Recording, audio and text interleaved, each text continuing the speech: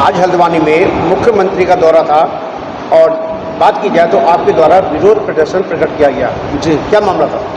देखिए बहुत ढेर सारे मुद्दे हैं। जनता मूलभूत समस्याओं से जूझ रही है। अगर हम बात करें भर्ती घोटाले की, पेपर लीक की, तो बहुत बड़ा इशू है।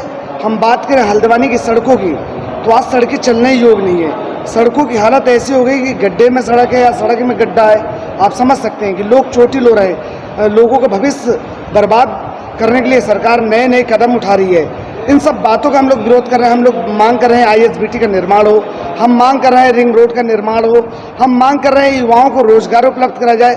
मुख्यमंत्री जी आते हैं और दौरे करके घोषणा करके रिबन काट के चले जाते हैं।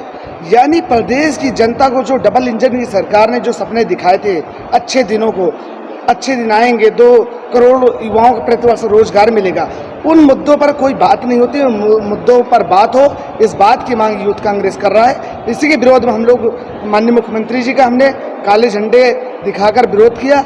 लगातार जिस तरीके से भारतीय जनता पार्टी की सरकार पुलिस का सहारा लेकर यूथ कांग्रेस की, कांग्रेस पार्टी की, इस उत्तराखंड की जनता की आवाज़ को दबाने का काम करती है, वो निश्चित तौर पर बेहद दुर्भाग्यपूर्ण है, बहुत शर्मनाक है। वहीं मौजूदा सरकार के द्वारा कुंजवाल भी आरोप लगाए जा रहे हैं कि जब कुंजवाल जी विधानसभा अध्यक्ष थे, उनके द्वारा भी अपने बेटे को, बहू को, कई लोगों को नौकरी भी लगाया गया।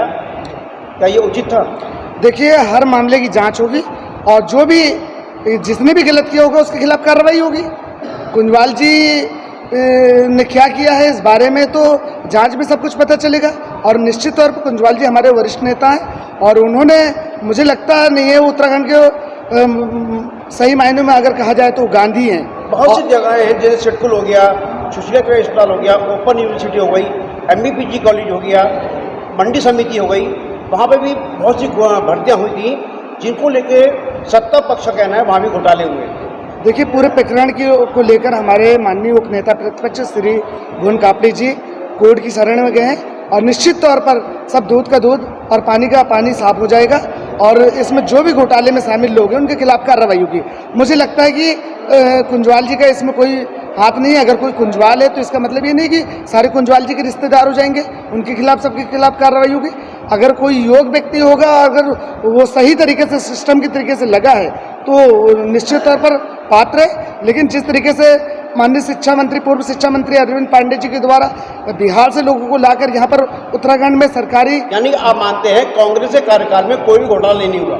निश्चित तौर पर अभी जहाँ तक हमारे पूरी जानकारी में है कि कांग्रेस के राज्य में कोई घोटाला नहीं हुआ। अगर कोई घोटाला हुआ तो उसकी भी जांच होगी।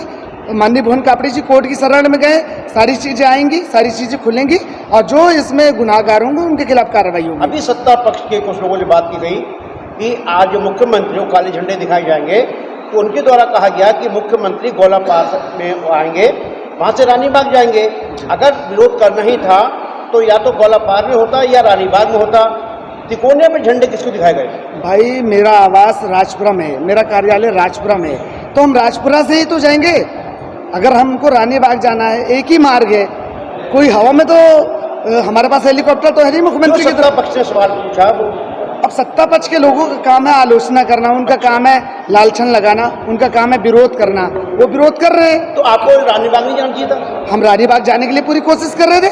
आपने देखा किस तरीके से हमने वहाँ पे संघर्ष किया और आपके पास वीडियो होगा किस तरीके से पुलिसकर्मी हमारे ऊपर चढ़ गए। अगर बात की जाए, पूर्व में एक बार आपके जो अध्यक्ष महोदय उनके द्वारा एक विरोध प्रदर्शन किया गया था मुख्यमंत्री का, कहाँ से होगा, कैसे होगा नहीं मालूम था, लेकिन वो मुख्यमंत्री की गाड़ी के आगे भी आ गए थे। तो कोई हमारी व्यक्तिगत दुश्मनी थोड़ी नहीं है। चाहे किसी पार्टी के समय कार्यकाल में घोटाले हुए, जो भी घोटाले हुए उसमें कार्रवाई होनी चाहिए, जो भी दोषी उनके खिलाफ कार्रवाई होनी चाहिए।